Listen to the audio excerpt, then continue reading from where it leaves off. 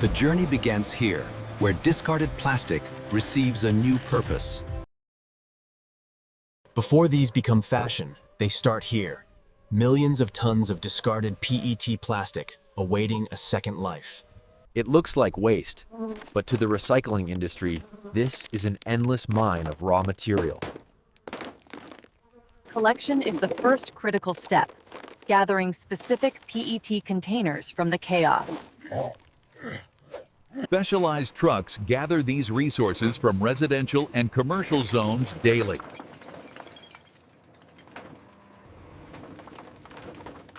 To transport them efficiently, volume must be reduced immediately at the source. And here, the loose plastic is consolidated before the real journey begins. Heavy machinery manages the flow, feeding the loose material into the initial baling systems. There is no cleaning yet, just raw consolidation for transport logistics. Hydraulic presses crush thousands of bottles into a single, dense, cubic unit. These are called bales, dense, stackable, and ready for industrial shipping. Stacked and stored, they wait for the heavy transport that will take them to the processing plant. These supply lines stretch across the country, connecting waste sources to industrial hubs. Speed is money.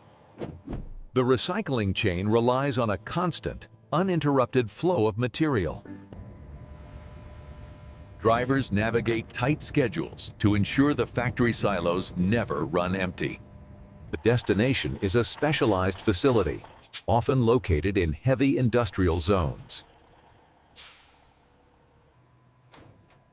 Every shipment is logged and verified before entering the secure production perimeter. Precision starts here. The load is weighed to calculate the exact tonnage of incoming plastic.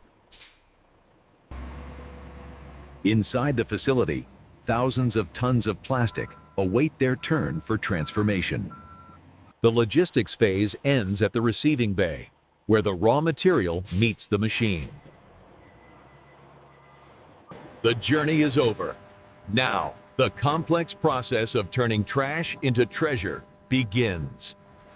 This is the heart of the operation, a multi-million-dollar facility designed to process polymer waste at scale.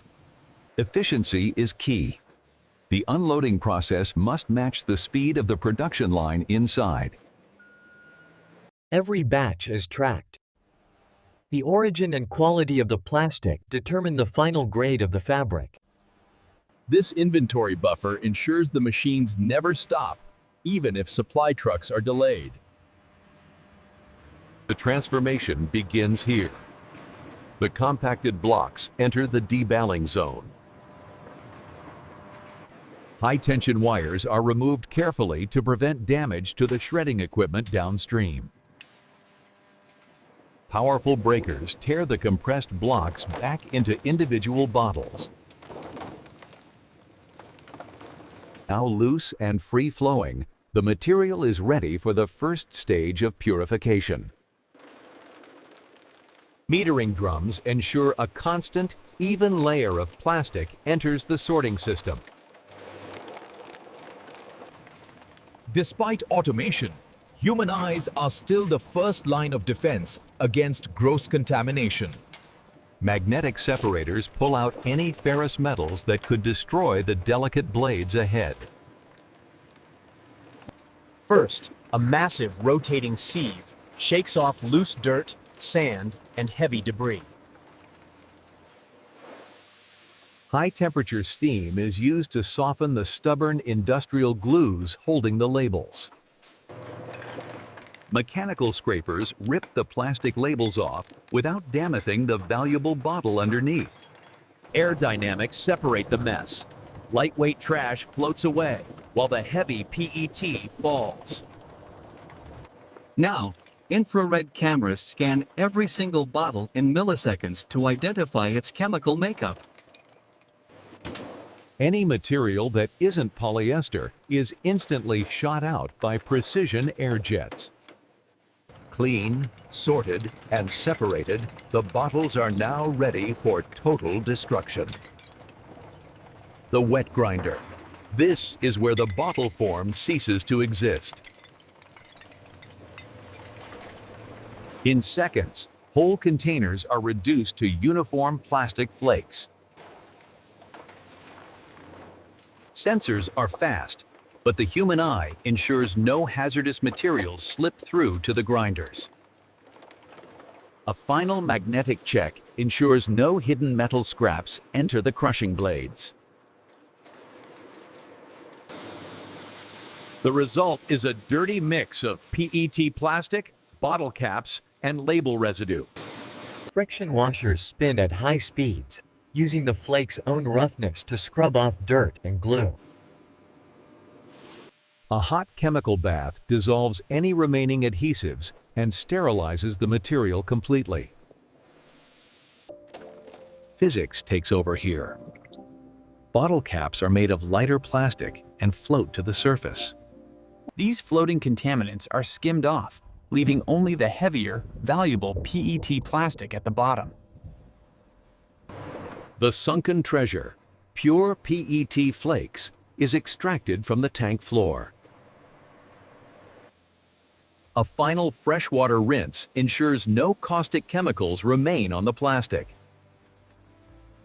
To remove moisture, the wet flakes are blasted through a cyclone dryer. Hot air spins the material until it is bone dry, ready for melting. What was once dirty garbage is now 99.9% pure recycled plastic flake. Air pressure shoots the finished flakes into massive storage silos. Stored and ready.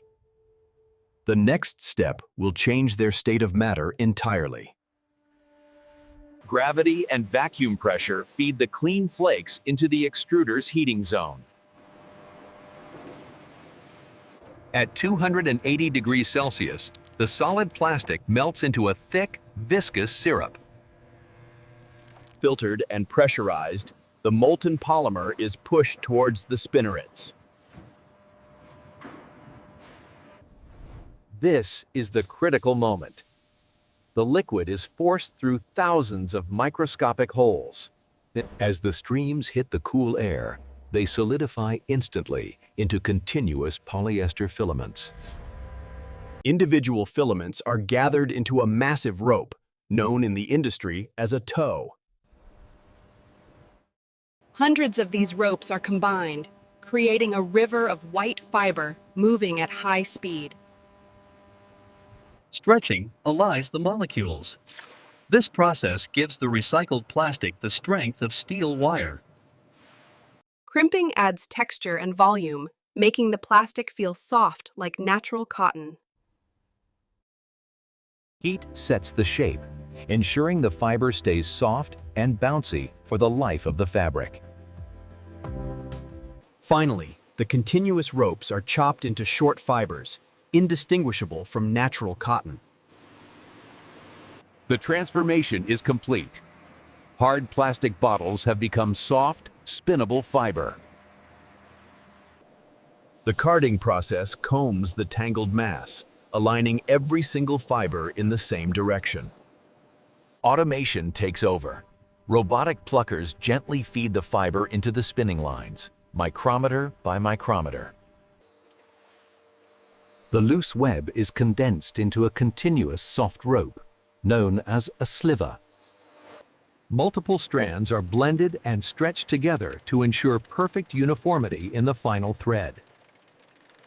Here, the material is thinned down and given a slight twist, becoming roving, ready for the final spin. The ring spinning frame. The heart of the textile factory, where speed creates structure. Centrifugal force twists the fibers together, locking them into a strong, durable thread. Robotic sentinels patrol the aisles continuously, keeping the environment clinical and dust-free. Hispanic human hands rarely touch the product. Automatic doffers swap thousands of spools in a single heartbeat. Winding machines scan every inch of thread, automatically cutting out imperfections and splicing it back together.